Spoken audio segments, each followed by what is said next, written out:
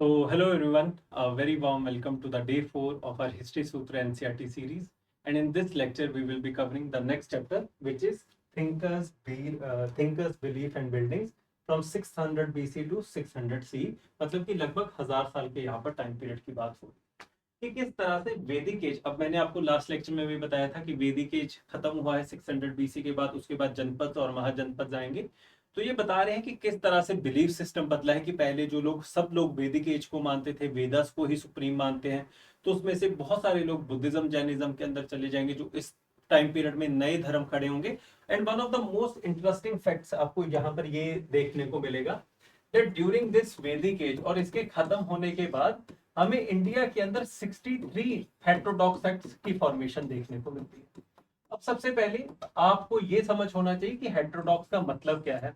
आपने general level के ऊपर दो शब्द सुने होंगे, one is orthodox and the other one is heterodox. मतलब कि वो लोग, ऑर्थोडॉक्स का मतलब होता है पुरानी सोच, कि जो लोग पुराने ट्रेडिशन, ओल्डर ट्रेडिशन, जो प्रथा बनी हुई है उसी के साथ स्टिक करना चाहते, उसमें किसी भी तरह के चेंजेस नहीं चाहते। And they do have a firm belief in the thing that कि जो पहले सिस्टम था वही सबसे परफेक्ट है और इसको चेंज नहीं करना चाहिए। हेटेरोडॉक्स लोग कौन होते हैं या फिर हेटेरोडॉक्स फिलोसफीज क्या होती हैं? जो विद द टाइम चेंज चाहती हैं कि जो पहले कंसेप्ट्स थे कि उसको हम सुप्रीम मत मान लें, कि ये मत कह दें कि पहले जो होता था वही सब कुछ सही है, कि अब कुछ सही नहीं हो सकता। So this heterodox philosophy advocates a type of change, की चेंज आना चाहिए समाज में, कि जो भी टाइम के साथ गलत हो रहा है उसके खिलाफ आवाज होनी चाहिए। ऐसा ना हो कि हम सेम चीजों को करते रहे। मैंने आपको लास्ट लेक्चर में समझाया था दैट आउट ऑफ दिस वैदिक एज की विद द टाइम करप्शन आने लग जाएगी। मैंने आपको पूरा वर्ना सिस्टम समझाया कि असली कंसेप्ट क्या था, इंसान की करप्शन की वजह से उन्होंने कंसेप्ट को किस तरह से चेंज कर दिया। क्योंकि आज भी अगर आप देखोगे, कोई भी इंसान किसी भी धर्म को बिलोंग करता हो, he will be inherently corrupt at a larger level. कुछ एक्सेप्शन हमेशा होंगे जो बहुत अच्छे लोग होंगे, पर इंसान हमेशा धर्म को, समाज को, पॉलिटी, इकोनॉमी को अपने सेल्फ इंटरेस्ट के लिए यूज करना चाहेगा कि उसको सबसे बेहतर इससे फायदा हो जाए। उसी तरह से वैदिक एज के बाद जब लोगों ने ये समझा कि बहुत सारी कमियां आने लग गई हैं, तो नए धर्म खड़े हुए जिसको हम हेटेरोडॉक्स सेक्ट्स कहते हैं। हेटेरोडॉक्स की जो चेंज चाहते हैं, और इसको एक और शब्द के साथ कोरिलेट किया जाता है, वो है श्रामणा ट्रेडिशन। श्रामणा ट्रेडिशन, अब इस ट्रेडिशन के हिसाब से, इस रिवाज या प्रथा के हिसाब से क्या है कि जो भी इंसान श्रम करके, मेहनत करके, अपने हार्ड वर्क के थ्रू समाज के अंदर अपनी जगह को पक्का करेगा, वो होगा उसकी समाज की स्टेचर या फिर उसका level. And his level in the society will not be based upon the concept of birth. कि अगर मान लीजिए आप किसी भी वर्ना सिस्टम के अंदर पैदा हुए, तो जरूरी नहीं है कि आप उसी वर्ना सिस्टम के अंदर रहोगे। In case you have the potential, in case you have the abilities to rise up the ladder of the society, तो आपको वही मिलेगा। आप अपने जन्म के बेसिस के ऊपर बंधे नहीं हुए, आप अपने कर्मों के बेसिस के ऊपर बंधे हो। तो ये जो सारे नए धर्म है इस फिलॉसफी को एडवोकेट करेंगे। पर सिर्फ यही दो धर्म इस टाइम पीरियड में नहीं पैदा हुए। जो आज के टाइम में आप आजीविका फिलॉसफी को जानते हो, आजीविका, चार्वाक फिलॉसफी को आप जानते होंगे, तो ये भी सारी जो फिलॉसफीज हैं ये इसी टाइम पीरियड के अंदर शुरू हुई। एंड इन टोटल हमारे पास 63 हेटेरोडॉक्स सेक्ट्स इस वैदिक एज के बाद हमें दुनिया में देखने को मिलते हैं। Out of these 63, 59 have been lost with the time. सिर्फ बुद्धिज्म, जैनिज्म आज के टाइम में हमें एज अ प्रोमिनेंट रिलीजन देखने को मिलते हैं। और अगर हम आजीविका और चार्वाक फिलॉसफी की बात करें, तो ये हमारा जो कॉमन कल्चर है उसका पार्ट बन चुके हैं। जैसे आप बहुत बार ये कहते होंगे कि जो होगा देखा जाएगा, सब कुछ भगवान के हाथ में है, इंसान कुछ भी नहीं कर सकता। तो ये जो सारी बातें हैं, जब आप इन आजीविका और चार्वाक फिलॉसफी को पढ़ते हो, तो आपको समझ में आएगा कि ये बातें इनके द्वारा सबसे पहले इस दुनिया के अंदर रखी गई थी, कि इस तरह की विचारधारा भी हो सकती है। बेसिकली ये हर धर्म एक तरह की वे ऑफ लाइफ को दिखाता है कि जीवन को जीने का ये तरीका हो सकता है। एक स्कूल मटेरियलिस्टिक स्कूल होगा, जो कहेगा कि मटेरियलिस्टिक चीजें सबसे ज्यादा इंपॉर्टेंट है, खाओ पियो ऐश करो, जो आपको इन नई फिलोसफीज, जो कल्चर के साथ आपको देखने को मिलेगी।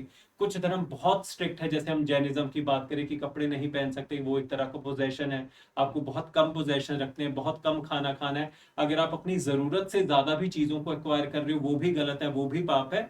तो हर धर्म अपनी तरह से जीवन जीने का तरीका सिखाता है, और उसमें कुछ ऊपर नीचे या फिर कुछ आपके हिसाब से सही गलत जरूर हो सकते हैं, क्योंकि आप जिस तरह से दुनिया को देखते हो वो आपका परसेप्शन है। सो बेसिकली जितने भी दुनिया के रिलीजन्स हैं, at a certain point of time there were philosophies, वो एक विचारधारा थी। जब वो विचारधारा को हम एक स्ट्रक्चर के अंदर डाल देंगे, उसमें एक रिजिडनेस, उसमें मान लीजिए एक सेट ऑफ रेगुलरिटीज ला देंगे कि इस तरह से धर्म को, इस फिलॉसफी को माना जाना चाहिए, तो वो अल्टीमेटली धर्म बन जाता है।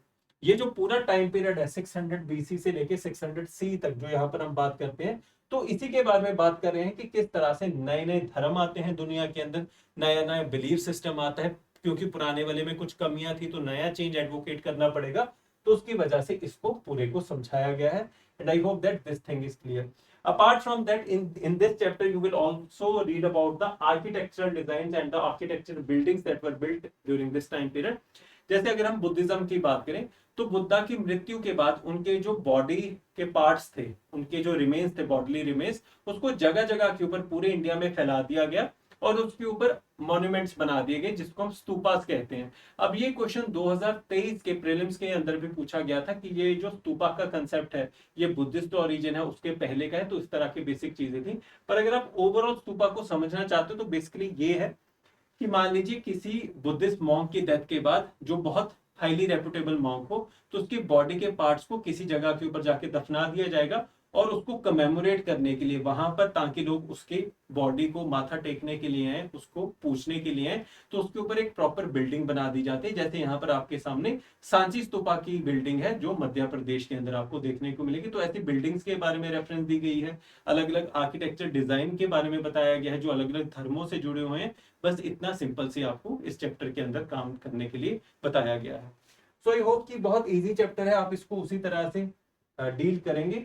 एंड अगर आप पहले 4 लेक्चर्स की एनसीईआरटी के चैप्टर्स को समझ चुके हैं, तो आपको ये समझ में आएगा कि ये जो पहले का टाइम पीरियड है, till the time period of जनपद महाजनपद, अगर हम इस पूरे टाइम पीरियड की बात करें, so this is the foundational level of our modern society, कि जो पहले हो उसके ऊपर हम बिल्डिंग खड़ी करते जाएंगे। और आज जिस भी लेवल के ऊपर हम हैं, तो सबसे इंपॉर्टेंट हमारा बेस है, जहां से पूरा हमारा समाज शुरू हुआ, जहां से हिंदुज्म, जैनिज्म, बुद्धिज्म, अलग अलग आर्किटेक्चरल डिजाइन, और ये इन्फ्लुएंस करेंगे आगे सोसाइटी को डेवलप करने के लिए। तो उसके बारे में यहाँ पर पूरी बात हुई है। So this was all for the day 4 of our history Sutra series, and now I will meet you in the day 5। Thank you so very much.